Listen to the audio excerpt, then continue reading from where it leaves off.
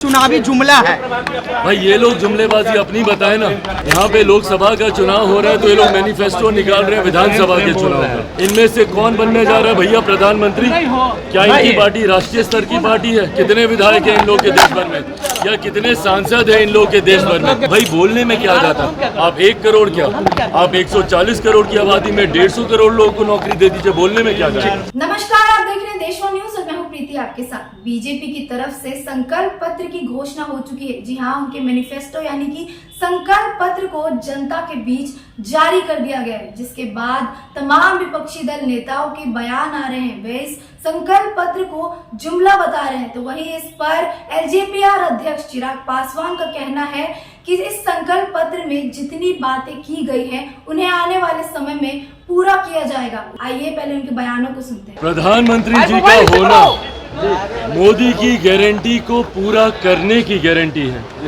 ये वही प्रधानमंत्री हैं जिन्होंने आज तक जितने विवादित, जितने ज्वलंत विषय थे उनका समाधान करने का कार्य किया। प्रधानमंत्री जी की वजह से ही धारा 370 समाप्त हुई। क्या किसी और सरकार में ये हिम्मत थी कि धारा 370 को हटा सके? क्या किसी और सरकार में ये इच्छा शक्ति थी कि वो राम मंदिर का निर्माण कर सके? क्या किसी और सरकार में ये इच्छा शक्ति थी कि वो नारी शक्ति अधिनियम को वो लागू कर सके? तो जब इन तमाम कार्यों को किया गया, जहां महिलाओं के सम्मान के लिए शौचालयों का निर्माण करवाया गया, तो वहीं उनके स्वास्थ्य के लिए उज्ज्वला योजना दी गई। वहीं कोई गरीब परिवार स्वास्थ्य लाभ से वंचित न रह जाए, आर्थिक कठिनाइयों की वजह से आयुष्मान योजना भी दी गई।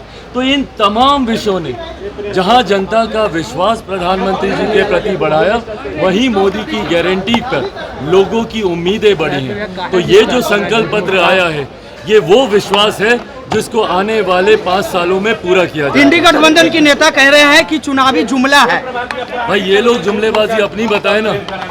यहाँ पे लोकसभा का चुनाव हो रहा है तो ये लोग मैनिफेस्टो निकाल रहे हैं विधानसभा के चुनाव का। इनमें से कौन बनने जा रहा है भैया प्रधानमंत्री? क्या इनकी पार्टी राष्ट्रीय स्तर की पार्टी है? कितने विधायक हैं इन लोग के देश भर में, या कितने सांसद हैं इन लोग के देश भर में? तो जिस तरीके से ये लोग भारत के संघीय ढांचे पर ही विश्वास नहीं रखते, हर पार्टी अपना अलग मैनिफेस्टो लेकर आ रही है।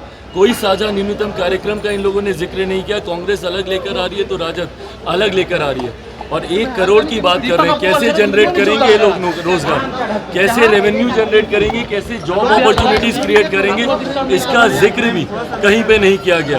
तो भाई बोलने में क्या जाता? आप 1 करोड़ क्या, आप 140 करोड़ की आबादी में 150 करोड़ लोगों को नौकरी दे दीजिए, बोलने में क्या जाता? तो आपने साफ तौर पर सुना कि किस तरह से एलजेपीआर अध्यक्ष चिराग पासवान ने पूरा विश्वास जताते हुए कहा कि इस बार के संकल्प पत्र में जो भी वादे किए गए हैं वह एक विकासशील भारत के लिए वादे किए गए और आगे आने वाले समय में ये सारे वादे पूरे होंगे। साथ ही उन्होंने कहा कि बात चाहे मुद्रा योजना की हो या आयुष्मान भारत योजना की हो, ये सारे वादे पूरे किए जाएंगे।